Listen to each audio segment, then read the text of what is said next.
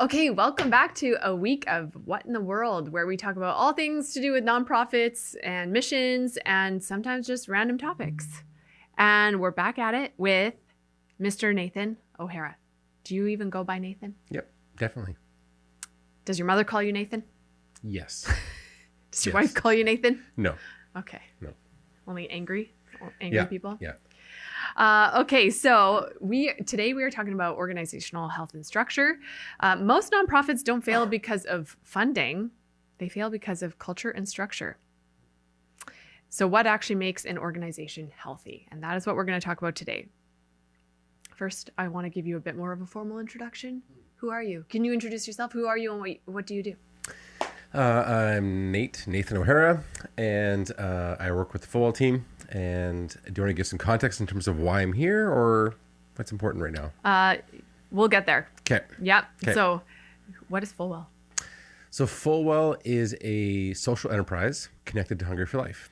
And so Hungry for Life, for those who have been following for any period of time, know that it's been around since the early 2000s. And after a lot of years of existence as Hungry for Life, they realized there's a lot of opportunity to serve other nonprofits. And so Fullwell sort of was birthed out of Hungry for Life to help other nonprofits have a greater impact, ultimately. And it's to these pieces of structure and culture.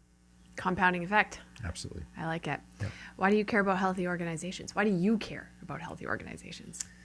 I care about healthy organizations because, Hungry for Life, I have this vision of thriving global communities. And it's just, I resonate with that. For me, I have a deep care for people and helping people. And so people in organizations.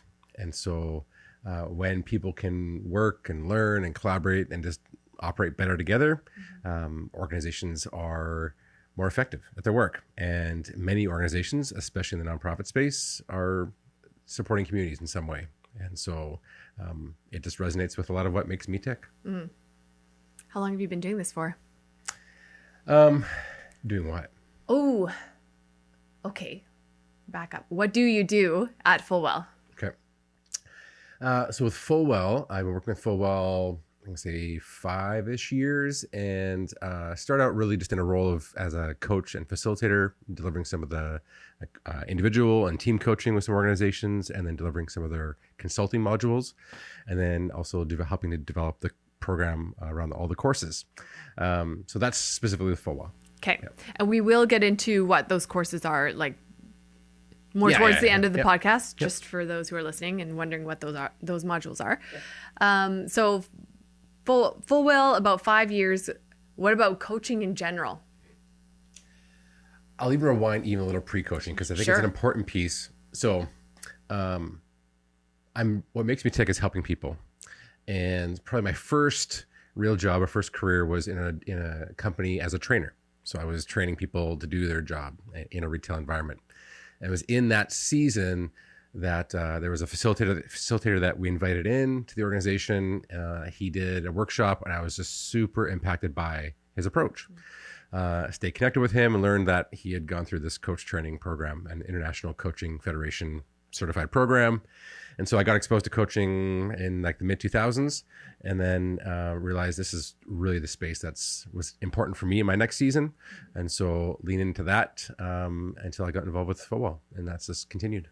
So what's required to become a coach? You went to that, what's that program called? Yeah, so there's a few different programs. Okay. What is really important for all the coaches that are connected with Fullwell is that it's an International Coaching Federation accredited program. Got it. Okay. So for me, I did Royal Roads University, and that was Royal a Roads. graduate certificate in executive coaching. Beautiful campus. They filmed X-Men there. Yes, they did. Yeah. Yep. So I got lots of pictures there. Cool. But that's where I did it. But there's a lot of the coaches have gone through Essential Impact, which is a great program. Okay. Yep. Neat. Okay. Well, before we jump into a bit more, here's a random fact that our guests are going to know about you. What's your top health and wellness hack in life? Ooh, I love it. I love it. Top health and wellness hack. Nothing to do with coaching. No. Sleep. Oh, why? Yeah. Why above other things? Yeah, because I think it affects my decision making and clarity of thought and motivation, and it's just critical. I've seen the consistency of good sleep and working on that has been a key contributor to my overall well-being. That's why I'm just foggy brain all the time. Sleep. Yeah, our kids are also at an age now where you know there was a race when they were really young. I was like racing to get up before them in the morning because if I started the day on their terms, it was bad news. And so I ended up at a 5 a.m. wake up time for years and just have adjusted that. But still, the goal is what's the goal? The goal is a solid 7 hours of sleep. That's still not enough. It's the minimum. Okay. 7 to 9. Okay. So, but I was like sub 7 for over a decade. Well, So you're healthy and you're here. I'm better now. That's great. Yeah. Good hack. I like it. Okay. We're going to get into some stuff here. What problem exists that Fullwell addresses? So Fullwell, working directly with nonprofit organizations, so many nonprofit leaders are trapped running the programs. They're trapped in the day-to-day and the operations, and for some of them, they're trapped in the fundraising too, depending how small or large they are. They can get trapped in that, which leaves them really no time to build good foundations for the organization to actually grow and to be sustainable. And so leaders get busy, and they're ultimately ineffective. And ultimately the mission drifts and they don't actually get to where they want to be getting. So that's the problem that Fullwell addresses. So when you hear organizational health in a nonprofit context, what does that mean to you? Organizational health, specifically in a nonprofit context, I would say, because nonprofits are so driven by impact. It's really what drives nonprofits. Organizational health, the question was, what does it mean? That they're able to have the impact while there's sustainable, consistent staffing and growing staff in the back end. It's like the iceberg. It's used for a ton of analogies, right? We see the tip of the iceberg above the water. We see there's way more of the iceberg below the water. And so often what we see as outsiders is just the tip of the iceberg. And so if there's chunks falling off that lower end of the iceberg, that's a lack of organizational health, and ultimately it actually takes away from the integrity of the whole iceberg. What would be an example of a chunk, like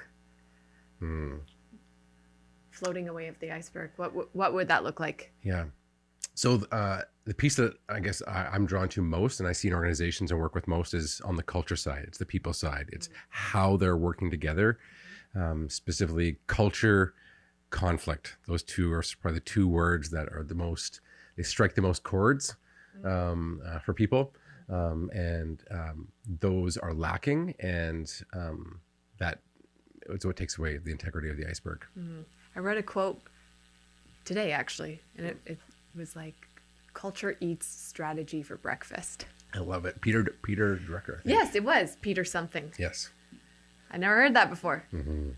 And that's like a little counterintuitive to what a lot of organizations probably believe, especially older organizations. Absolutely. So you can have all the structure in place and all the systems and processes. Yeah. And if you don't have the culture and even with the technology that we have now, people are still required. People are still needed. And so if that's not healthy, this is all in vain. Yeah, good answer. Why do mission-driven organizations often neglect their own internal health?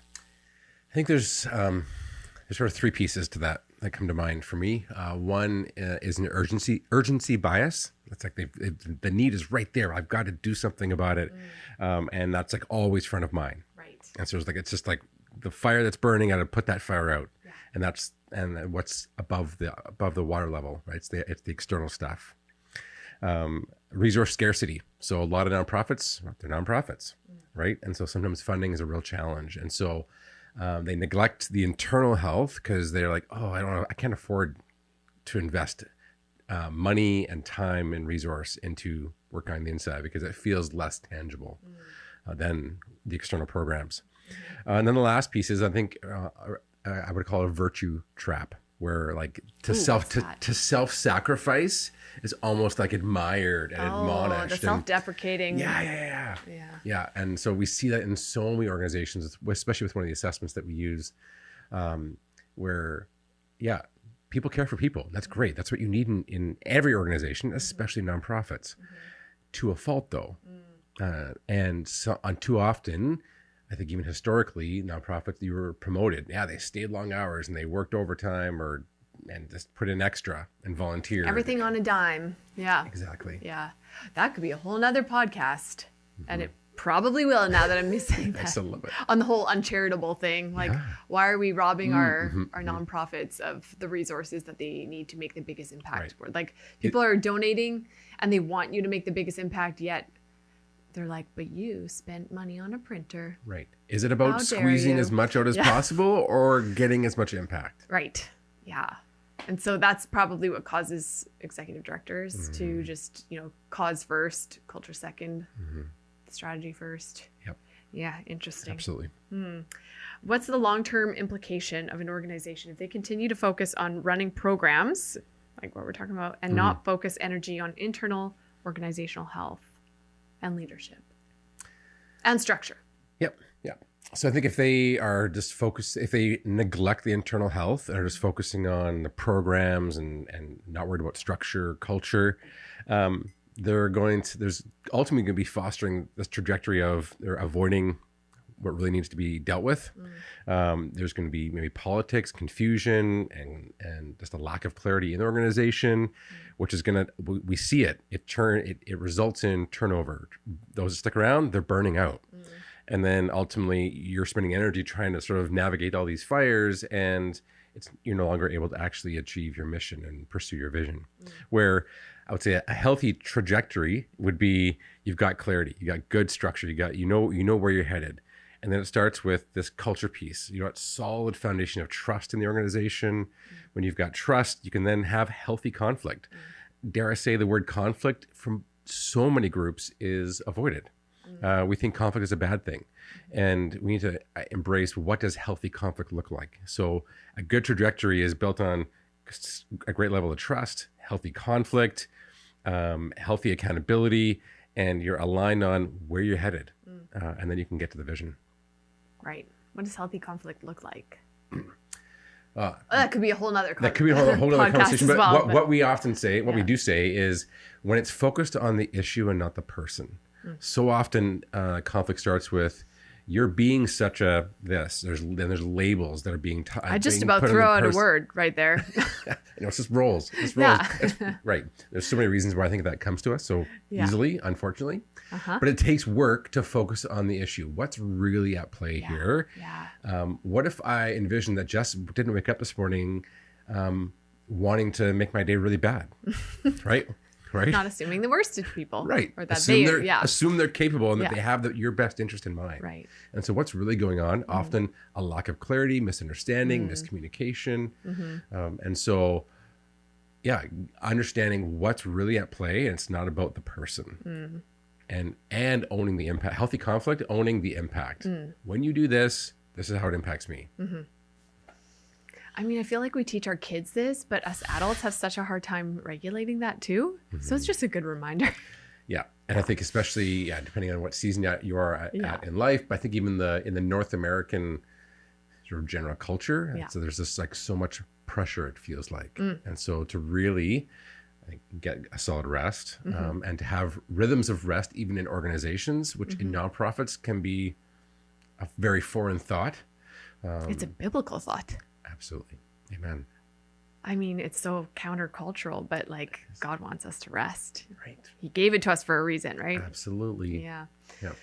How have you seen, I don't know if you can share this or not, but like an example of how you've seen like unhealthy structure and leadership, like result in high turnover or grumblings amongst like what maybe the frontliners, I'll call them, or versus leadership team. I don't want to put teams against each other, but how have you seen that play out? Maybe some of our listeners can kind of resonate with that in their own organizations. Yeah. So definitely there's a few examples that come to mind. One was in our organization. We were working with them to do a culture survey. And as we got the results, and I was there presenting the results to a team that included the leadership team and a lot of the frontline. And so then, and that whole group was part of the data set. And as we unpacked the results, we could see this almost disparity of, leadership team and everybody else. And there was this real disconnect, and learned that, the leadership team wasn't actively involved, I would say, or even like interested in the frontline as much as like wanting the frontline to be doing what they expected them to do. But there's a piece of, I think, healthy leadership today is like there's care and concern for what's happening on the front line and showing that those people matter, and not doing it from a distance. And so I think in this example, there was a significant disconnect between what leadership wanted to happen and what people were experiencing. And there was this like rub and tension between. And so there was some really critical conversations that started in that setting. But when leadership isn't engaged and empowering, that really takes away from a team's ability to execute. Did it have a good ending? It's still in progress. Okay. Yeah. I think it was. I'm very much an optimist, and so I think the good piece was there was conversations that started that maybe wouldn't have happened, albeit they were really uncomfortable for a lot of people. So I think good in that sense. And as we've seen over the years that Fullwell has existed, when leaders and organizations lean into those difficult and hard conversations, and not just press through them, but actually engaging them, that's when the transformation really happens. It's not just it's a one and done. Too often, organizations, nonprofit, and even in the for-profit world, look for a workshop or a seminar or a course just to solve the problem. And there's an underlying system at play that's all involving people. And so a Band-Aid doesn't fix it. And so in this example, there's work that's being done still. But that was just a pivotal moment for them in realizing there's more work to be done. Right. Well, a lot of executive leaders or directors in organizations, they're usually the visionary ones behind it. And those people we're all gifted differently, right? And so often the people part is forgotten about when you're focusing on vision. And it's like I can understand that. Sometimes Absolutely. I have a hard time being an empath. I think people's feelings suck. And so it's hard to deal with them, especially when you don't agree with them. But it creates rifts, it creates problems. And I'm going to throw some colors around because, so I'm not allowed to touch this microphone because it disrupts your listening experience. And I just did, so I'm sorry. Anyways, you do SDI as a model or a module, right? We'll talk about SDI maybe a bit later, but it categorizes people into 3 different types of colors. Red are the results people, green process, blue people. And I think, correct me if I'm wrong, but a lot of nonprofits are full of blues. And would you say a lot of the leaders have red in them, or not really? In nonprofits? Yeah. Or not necessarily. I think there's red is often underrepresented in nonprofits. And so that's where I think nonprofits can get stuck in a swirl and care for each other and get stuck in the culture stuff. And without that red, which is sort of driving for let's move the organization forward. Right. And so where reds do exist in nonprofits, they often feel alone. And so then it feels like there's an us and them. Yeah. So I see all colors in EDs and that high level leaders in nonprofits. Okay. But there's also many that don't have any red represented. Oh. Yeah. They just walk around caring for everyone. Well, yeah, and if we talk about SDI, we can dig into, but there's ways to sort of appreciate that, what drives them, and how to lean into other colors. Yeah. Well, it's just good to be aware of your organization. Absolutely. And like who, like us at Hungry for Life, we all did that, and we all got our own colors. And this is more for the listener, not for you, because you know this. But then we all got like a conflict sequence, which it tells you, like, for example, I'm a red, but in conflict I go blue. So I care about, I guess, accommodating. Yeah. Your wife tells me you're accommodating too. Sorry, that's a little secret. Yeah. But yeah, so like, but learning how to like talk with your coworkers. Sometimes I'll actually pull up their SDI before I go have a conversation with them. And it's just such a handy tool. Yes. Be like, okay, well, I know they're gonna want me to show them the process first and how this got to where. Absolutely. And like, I'm gonna have to dig deep in my brain for any kind of process. So yeah, it's just. But that very exercise of Yeah. like stopping and Yeah. like thinking about what am I walking into, regardless of like whether it's something exciting or challenging, like to pause, like super effective leadership, where often, and a lot of time, well, the Reds will do it because they're just like driven for like, let's go get something done. But so often any color walks into a conversation thinking everybody should be seeing things in my color. So everybody should be caring for people, is how I think about it. Reds think everybody should be thinking about getting stuff done. Where, for in your example, pause, who's in the room, what am I walking into, what's important to them, how do I speak to that? Life hack, leadership hack. right Honestly, that like when we as a staff here at Hungry for Life did that, it was a game changer. It really was. Like from being on the inside, I would say I feel like we have a very, very healthy culture here because of the work that Fullwell has helped us do. So That's so encouraging. ooh, that leads right. That's my next question was, what's the cost of avoiding hard conversations? People, money, vision. So everything. Yeah, absolutely. You're going down the pooper if you avoid hard conversations. It's a dark and lonely space. There's resentment, there's disengagement, there's burnout on the people side. Oh yeah. And in those, when there's disengagement and burnout, there's often other people that are often bearing more. So that can lead to burnout in its own. There's rework, there's turnover. And sometimes then we get the scarcity of like, we don't have enough people to do what we need to do. And so then the bar of who we invite to join the organization changes, and it's a beating heart. Perfect. Bring them in. Yeah. And so We have had those seasons. We have hiring Yes. mistakes, right? Yeah. And then we lose our ability to focus on our vision, our mission, right? Because now we're focused on scrambling to the people side. And so Yeah. over and over again, when people that we work with through the topic of difficult and hard conversations, they come out of the training, whatever that looks like, and go, I wish I would have had that conversation sooner. And Always. I'm having and just 2 weeks ago, I had a conversation with somebody who said, I'm engaging in that conversation sooner in a healthy way, and my confidence is going up. We are talking about much more effective things related to the role. And so huge costs. It feels easy in the moment. We hope, it's just going to go away. And 9 times out of 10, it never goes away. And ultimately, you're missing an opportunity to grow. And it's scary for a lot of people to have hard conversations. Like, what are people going to think of me? Or I'm going to get this reputation, or blah, blah, blah, blah, blah. It's like you're actually sacrificing results of the organization by just not getting over yourself and having those hard conversations. Right.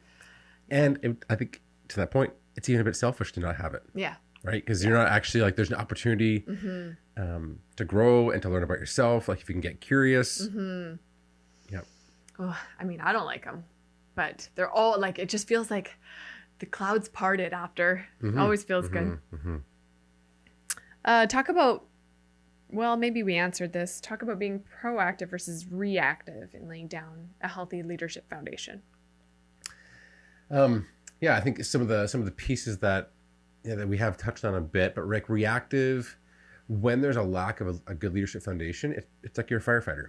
You're just putting out fires, right? So you're like the smoke alarms are going, and you're just like putting out a fire. Proactive leadership, there's clarity of the structure, clarity on roles, there's good delegation, there's feedback loops, there's meeting rhythms, there's accountability. And it's like proactive leadership is you're actually installing smoke detectors. Nice. Right? And you're checking the batteries. Yeah. You're on top of it. There's these rhythms that exist, and you're not just waiting.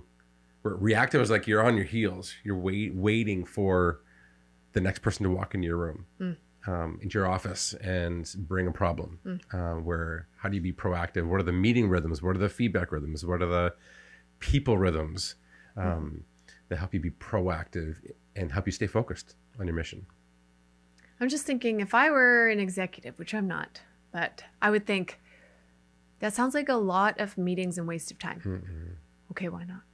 Oh, well, I mean, you kind of just answered that, but like, it's just, you're talking about feedback loops and all these things. And I'm just like, is all they're doing having meetings all day about like, how do you balance that?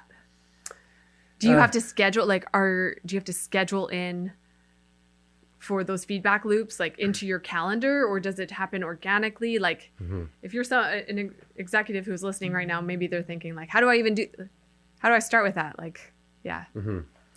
Yeah, there's like, we talked a bit about the foundation a few minutes ago of healthy organizations and that trust. And another term that we use that's becoming more and more familiar, I think, in the workplace, especially, is psychological safety. Yeah. And so that's where like there's not a fear of some social repercussion of speaking up. Right. And so where there's trust, I can rely on you to follow through. And where there's psychological safety, we can have a candid conversation. And so like those as core pieces to how we interact. So it doesn't require a regular meeting. It can be sort of whether it's in a typed message, a phone call, a video call, or an in-person, the way that we're able to speak candidly and honestly and confirm what we're hearing, is the way that we're interacting on the regular normal conversations versus like conversation, go think about it, come back with your problems. It's like, no, we'll just have that in the moment kind of thing. Yeah. Have it in the moment, and have it be a norm in the organization to get down to the point of what really matters. And I think for so many employees in nonprofits that we've worked with, the idea of soliciting and even giving feedback is like anxiety inducing, where like the science around heart rates, around feedback itself. When somebody asks for feedback, instead of saying, hey, Jess, I have some feedback I want to give you, is that okay? That naturally is actually going to raise your heart rate. Where if I was to say, hey, Jess, I'd love to get some feedback from you.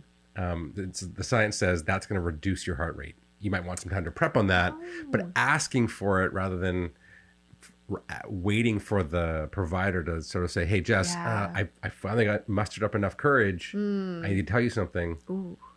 Ask for it. Oh, that's a hard one, but a good one. Because then it's on your terms. Like you can be in a mentally, like you're like, okay, I can handle like hard feedback today. I'm going to ask for it. Versus somebody coming to you on your worst day and just being like, I have some problems with you. Like, oh, that's a good one. Interesting about the heart rate. How do you move values, or how do values move from talk to action? Like, where do people get stuck? I see people getting stuck in that they write down these values in documents and on walls and on slides, and they look and sound beautiful and nice. But that's like my question is, what is their intent? And for many people, the intent is this should affect our behavior. And so if the behaviors aren't described in the values, so sometimes value statements are really short, and sometimes values have a short statement and then a bigger definition. But what are the behaviors that demonstrate that? And so I see some really healthy organizations consistently coming back to and highlighting, hey, we saw this value of people caring deeply. You know, when Jess reached out to me and sent me the card and said, thanks for showing up at the fundraiser, that really showed a value of caring. So trying to operationalize, we say like what are the behaviors that represent each of these values? Where do those show up, you know, in your meetings? Where do those show up in the way that you ask for feedback? How can I be better at this value? But bringing those into the day-to-day, and that's where I think you can really help the rubber hit the road. Yeah. Oh, yeah, that's good. We answered that question. Ooh, what's the difference between a passionate leader and a healthy leader? Is that an either or? Oh, you caught me. Doesn't have to be. Okay. So I think there's definitely, I can see both, and I can see there's a power of togetherness. So I see this, you know, passion is fuel. It's like the jet fuel. It's what gets you going. There's an energy. Health is like the steering of the ship. And so if you have all fuel, no steering, It's just going to start wandering. If you have all steering but no power, you're going nowhere. And so there's got to be a balance of both. That might be from one person. That might be from a group of like a leadership team. Like you talked about the colors, right? Where like you might have someone like a red, we'd say, is often has that red, and that they have that drive, and they have that passion, they have that fuel. They tick a lot of people off. But that steering doesn't exist. And so who do they surround them with Right. to help steer the ship and still steer the organization? The process people. That's who they surround themselves with. Yep. Yeah, in large part, for sure. Yeah. What about, how would you distinguish between sacrificial service and unhealthy overextension? That kind of goes back to the first point about like leaders burning out and all that kind of stuff. But what do you think? I would say picking on the unhealthy overextension. If you're saying yes, and you feel a sense of obligation around saying yes, that's a hint to me that it's around you're leaning into this overextension. It's unhealthy, right? Where sacrificial service is like there's a choice, there's a intrinsic motivation to choose to do this, and there might be cost to staying late for a week. Just picking an example, there's maybe a big project, and you're staying over time, and it's costing time with family. And so you might, how do you be intentional about that and not be reactive? It's almost that proactive, reactive piece. Like, hey, I know this is happening. How do I prepare for this? And so there is definitely value in that sacrifice. Like there's lots of benefits to that when it feels like an obligation and we have no choice in the matter. Unhealthy overextension. That's a good gauge. Yeah, I bet lots of people listening are like, oh, that's the gauge. Oh, I'm overextended. Yeah. Like, how do I say no? So often, one of the biggest things I learned in my coach training, no is a complete sentence. It's a hard one. It's a really hard one. Yeah. So often we feel like we want to justify and we say no because this is my reason. And we then sometimes wait for some sort of validation from the other person on that reason. And that's just a really slippery slope. And so, no, here's my reason. And even like, no, not be bothered by the validation, right? That's even a step in the right direction. Yeah, for sure. I think this is a Brene Brown thing, but I think it was her who said, choose discomfort over resentment. Absolutely. And that's kind of what you're talking about. Yeah, absolutely. Like, it might be a little uncomfy saying no as a complete sentence without offering any further validation on that. But you won't resent. No. Another tool that has been really helpful for me and for others too, when faced with a decision, to pause and go, okay, by saying yes to this, what am I saying no to? The trade-off. And then flip. Yeah. Okay, by saying no to this, what am I saying yes to? Right. So by saying yes to this, I'm saying no to some extra time with my family. Yeah. By saying no to this, I'm saying more time with my family. Right. Yep. I'm feeling really convicted here. This is good. Yeah. Before we end here, I do want to jump into like, what are some of the Fullwell modules that kind of touch on all the things that we've been talking about? Like, what are some of the things that you go through with organizations? Yeah. So if we think about the iceberg again, there's sort of two sides to that below the surface. So below all the programs, there's all the structure stuff and there's all the culture stuff. And so structure for nonprofits, it all starts with board, at a board level. How are they operating? What type of board and the structure, and having clarity on what their role is. Okay. I think that is like a fundamental piece and probably one of the most requested modules. And from there, vision, mission, values. What is the vision of the organization? VMV. What's the mission? Okay. VMV. So those are fundamental to having a healthy sort of baseline foundation for structure. And then on the culture side, SDI. So that stands for Strengths Deployment Inventory, and it's this blue, red, green triangle thing you were talking about before. Yeah. And that is just a tool that helps increase awareness of what drives us, and also helps give organizations a better appreciation of what drives other people.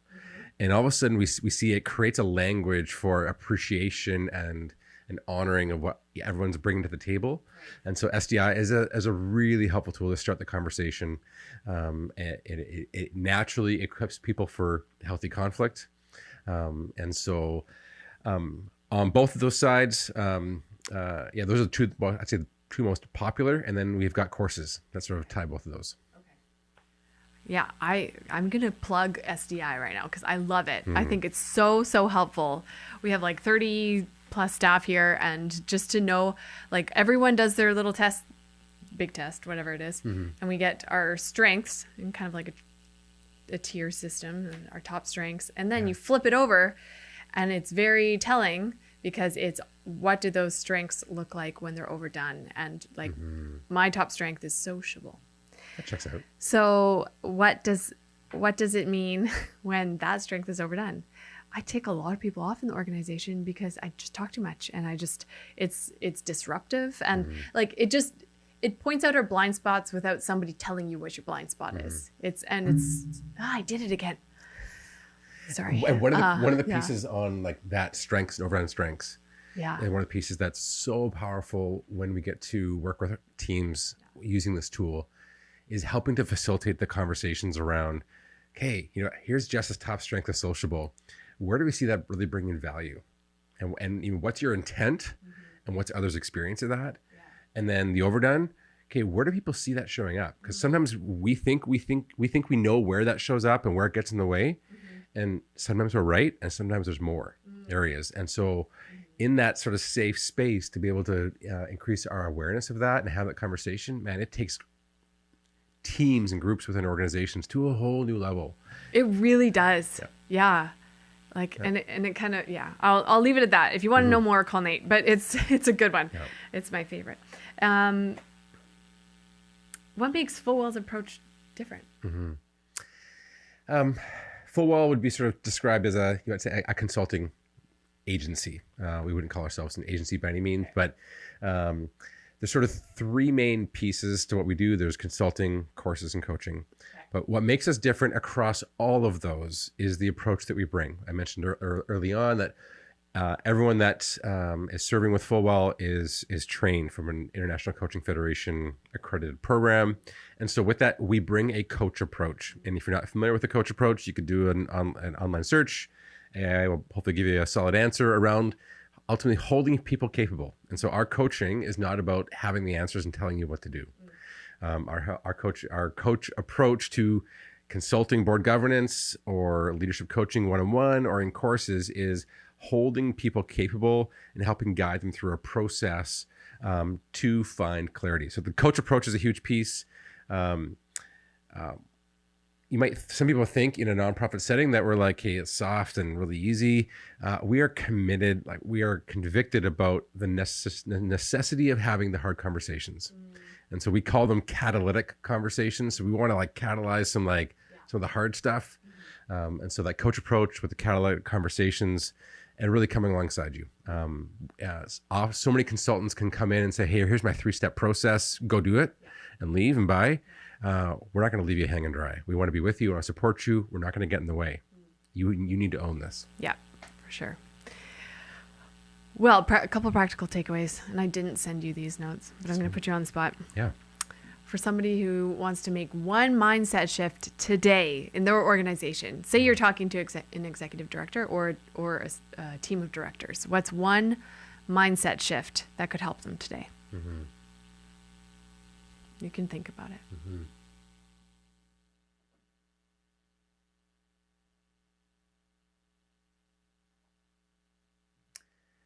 It's a shift around so many leaders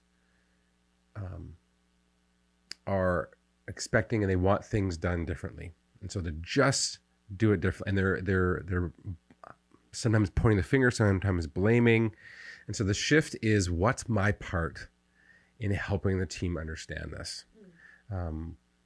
What can I do differently? So taking more ownership of what's their part in the solution rather than just repeating what you've been doing already. Insanity. Doing the same thing, expecting different results. Yep. Absolutely. So, I think that shift is what do they need from me and what can I be doing differently? Okay. Yeah. Good takeaway. Yeah. Well, we made it through, I think, all of our questions. Nice. Yeah. Thanks for all that. If people want to learn more, how do they get a hold of you? Fullwell.ca. Easy peasy. FULLWELL.ca. Yeah. And that'll connect you to our website. Okay. And we'd love to connect with you and figure out where you're at and help you get where you want to go. Perfect. Thanks, Nate. Yeah, thanks for having me. Okay. Bye for now. At Hungry for Life, we envision thriving global communities. That means right here in Chilliwack and across the world. HFL partners local churches and groups with international leaders around the world, and through this, we hope to create lasting change. We have a 100% model, which means people like you support staff like me, Jeremy, while having 100% of project funds reach the field. Don't know where to start while serving here or overseas? Check out our website at hungryforlife.org, follow our social media, or listen to more episodes of this podcast.